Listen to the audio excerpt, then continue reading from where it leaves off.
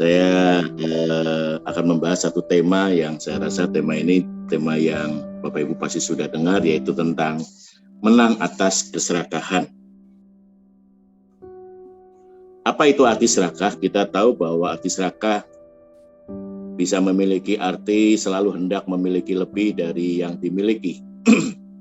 Misalnya walaupun sudah kaya tapi masih mau merebut harta warisan, bapaknya mamanya masih hidup tetapi ada yang mulai, ayo gimana nih papa kalau seandainya meninggal. Jadi sebetulnya ada motif karena dia itu serakah, Bapak Ibu. Arti serakah bisa juga melalui perkataan loba atau ketamakan, rakus. Jadi kalau hari ini makan, kemudian tidak bisa menjaga dari tidak hanya bicara tentang harta, tetapi bicara juga tentang pola makan, pola hidup. Beli HP yang seri terbaru, tiba-tiba 5-6 bulan berikutnya ada HP yang terbaru, maka beli lagi dengan berbagai cara memaksakan diri untuk beli HP itu. Dan itu ada orang-orang yang seringkali nggak puas dengan apa yang dimiliki, ya. Kemudian selalu ada kecenderungan untuk menimbun harta, Bapak Ibu. Tidak salah menabung, tetapi selalu orientasinya merasa kurang. Harta sudah banyak, ada tabungan, merasa kurang. Selalu merasa kurang sehingga termotivasi terus untuk menimbun harta. Di dalam Yesaya 57 ayat 17 dikatakan, aku murka karena kesalahan kelobaannya, aku menghajar dia, menyembunyikan wajahku dan murka, tetapi dengan murtad ia menempuh jalan yang dipilih hatinya. Tuhan pun tidak suka kepada bangsa yang memiliki sebuah sikap serakah, Bapak Ibu. Kita ingat bahwa bangsa Israel waktu itu dalam perjalanan, Tuhan selalu menyediakan setiap pagi harus menyediakan mana. Tetapi ada beberapa orang yang itu tadi serakah, rakus, sehingga dia menyembunyikan, dia tidak percaya lagi besok pagi masih Tuhan akan kirimkan mana. Sehingga kita tahu bahwa semua mana yang disimpan akhirnya menjadi busuk, bahkan akhirnya tidak bisa dimakan. Dan Tuhan menghardik umat Israel, dan tidak cukup di situ saja. Ketika ada mana, terus mereka ngomong bosan, nggak pernah makan daging, karena Tuhan juga mengirimkan burung-burung yang bisa dimakan, ya. Dan artinya Tuhan selalu menyediakan, tetapi yang namanya keserakahan itu selalu saja menjadi tabiat atau karakter dari orang Israel. Nah, ciri-ciri orang yang serakah biasanya dia tujuan hidupnya hanya kepada hal-hal kedagingan, hal-hal yang fokus untuk mencukupi kebutuhannya, tidak pernah puas dengan hasil yang dicapai, dan standar hidupnya selalu ingin menjadi superior, menjadi nomor satu. Dan kita tahu bahwa setiap hari dia hanya memikirkan dikuasai oleh hawa nafsu semata. Kalau kita sebagai karyawan pekerja, maka kita ingin membuat karir kita naik, dan kita juga dengan cara menjegal kanan kiri, dan apapun yang terjadi yang penting saya menjadi orang yang the best, ya, nomor satu. Kalau kita menjadi wirausaha, rasanya bila perlu saingan kita matikan dalam persaingan bisnis. Persaingan bisnis nggak apa-apa, saudara, itu baik, ya. Apalagi kita dalam kondisi seperti ini, kita harus bisa melakukan banyak terobosan-terobosan, banyak untuk menciptakan peluang. Tetapi kalau dengan cara yang semua cara dihalalkan, ini yang saya rasa perlu kita sikapi, bahwa hal-hal seperti itu tidak berkenan bagi Tuhan. Bapak Ibu, kalau cinta harta sama dunia ini, ada dua ayat yang saya ingin bacakan di dalam Kolose 3 sampai 5 sampai 6. Ternyata cinta harta dunia ini sama dengan penyembahan berhala.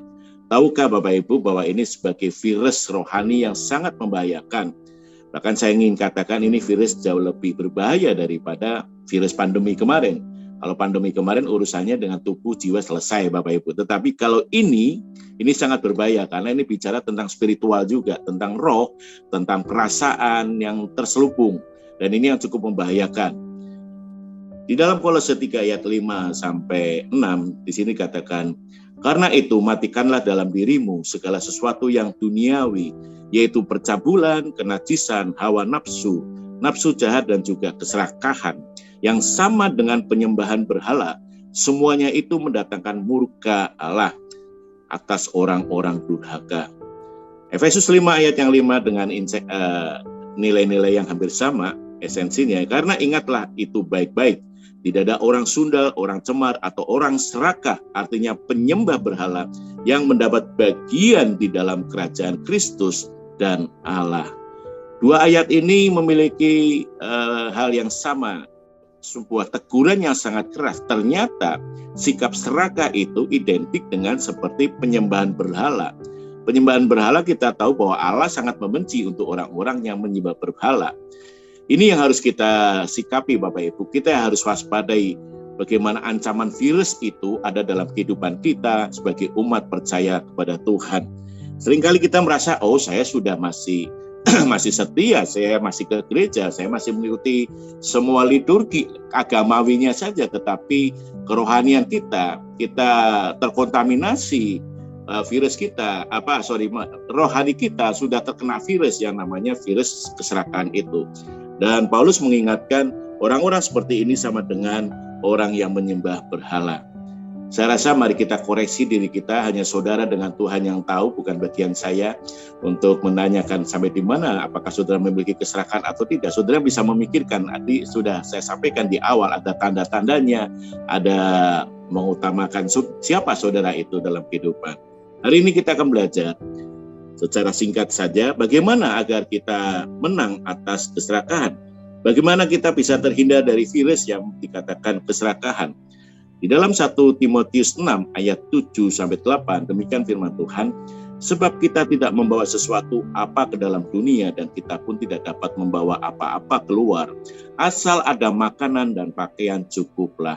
Ada satu sikap yang bisa menetralisir dalam arti keserakahan, menangkis virus keserakahan. Yang pertama, mari milikilah rasa cukup.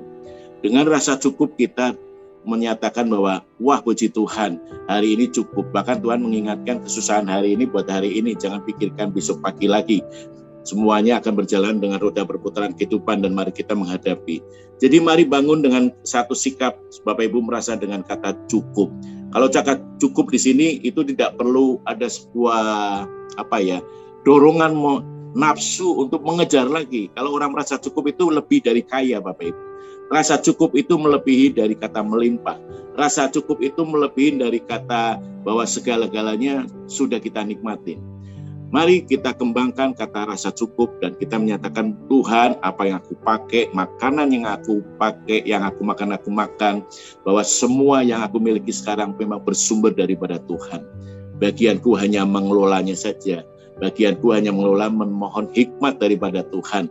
Kiranya Tuhan selalu mengendalikan keadaanku. Dalam kondisi apapun juga, aku tetap katakan bahwa hidupku cukup bersama dengan Tuhan.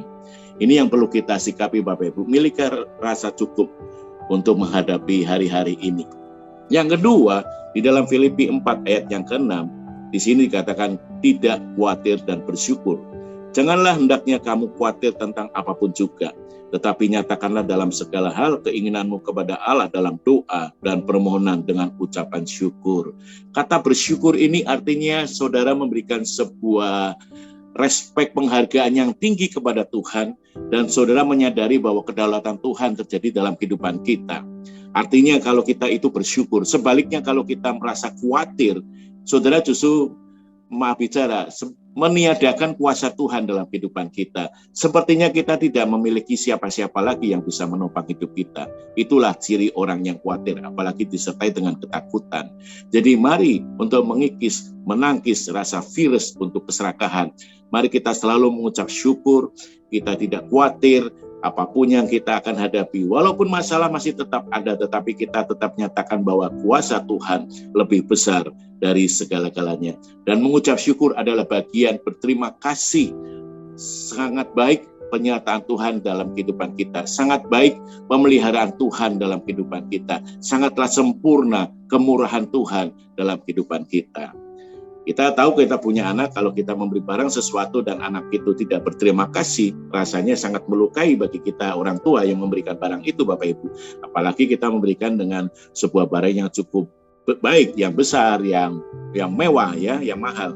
Tetapi beda dengan anak yang kita hanya berikan barangnya sederhana, tiba-tiba dia memeluk kita dan katakan, terima kasih Papa, terima kasih Mama, karena saya sudah naik kelas, Papa ternyata memperhatikan. Saya rasa dengan ucapan syukur tadi itu menggetarkan hati si pemberi, Bapak Ibu. Ini pun menurut saya itu harus kita lakukan. Setiap hari kita mensyukuri apa yang kita miliki. Kadang-kala kita melakukan sebuah ucapan syukur karena kita mendapat sesuatu. Saya ingin katakan kalau kita melakukan hal kebahagiaan karena kita mengalami kelimpahan, orang lain pun bisa, tidak perlu beragama Bapak Ibu. Tetapi ketika kita menghadapi masalah, kita masih mengucap syukur, bahkan kita masih menyerahkan hidup kita dalam tangan Tuhan. Kita masih bisa mengucap syukur dengan membangun korban ucapan syukur. Itu suatu hal yang luar biasa dalam kehidupan kita.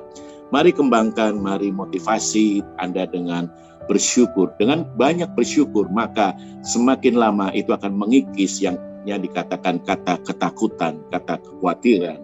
Itu salah satu bagian Bapak Ibu. Jadi poin yang pertama, bagaimana kita terhindar dari virus keserakahan. Yang pertama, miliki rasa cukup. Dan yang kedua, tidak khawatir dan bersyukur. Di sini Tuhan mengingatkan melalui Rasul Paulus, janganlah hendaknya kamu khawatir tentang apapun juga.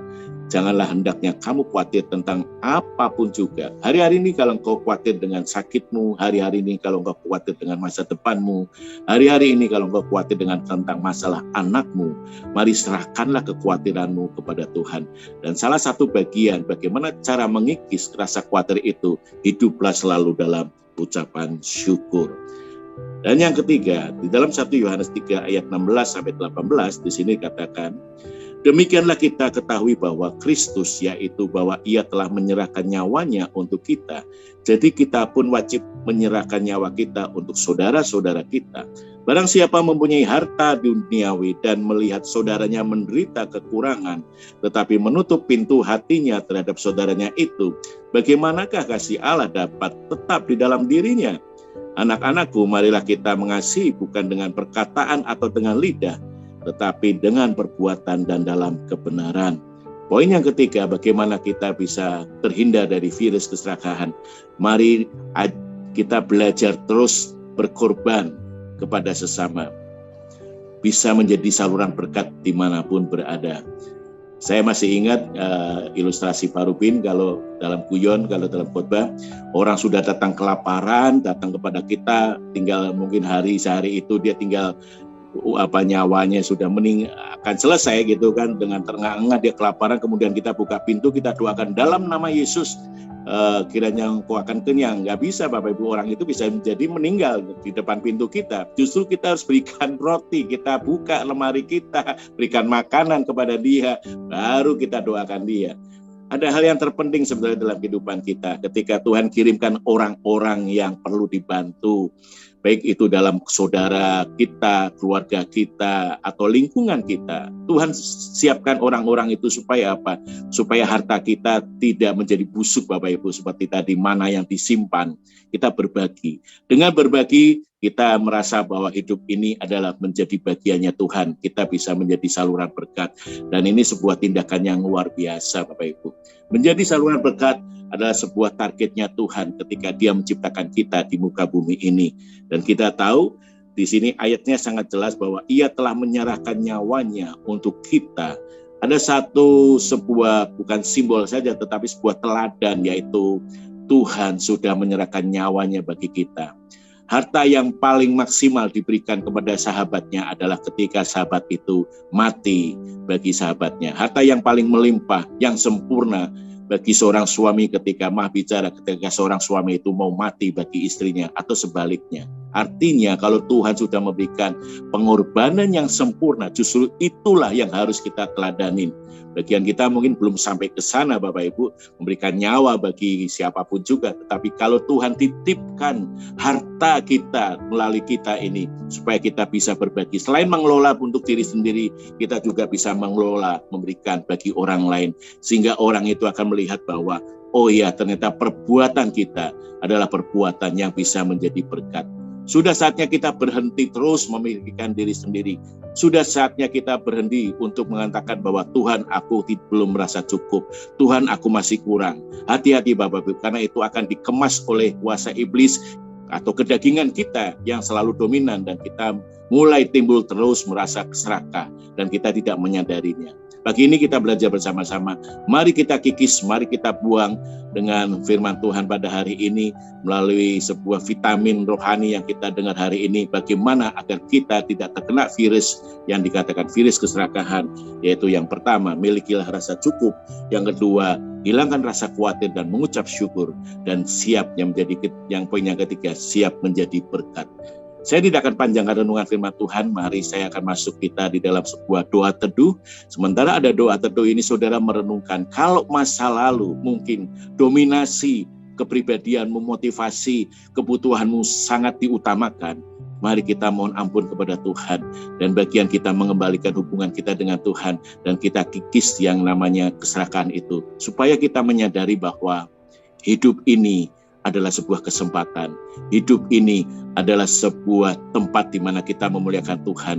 Hidup ini, ketika hidup ini menjadi saluran berkat bagi orang lain.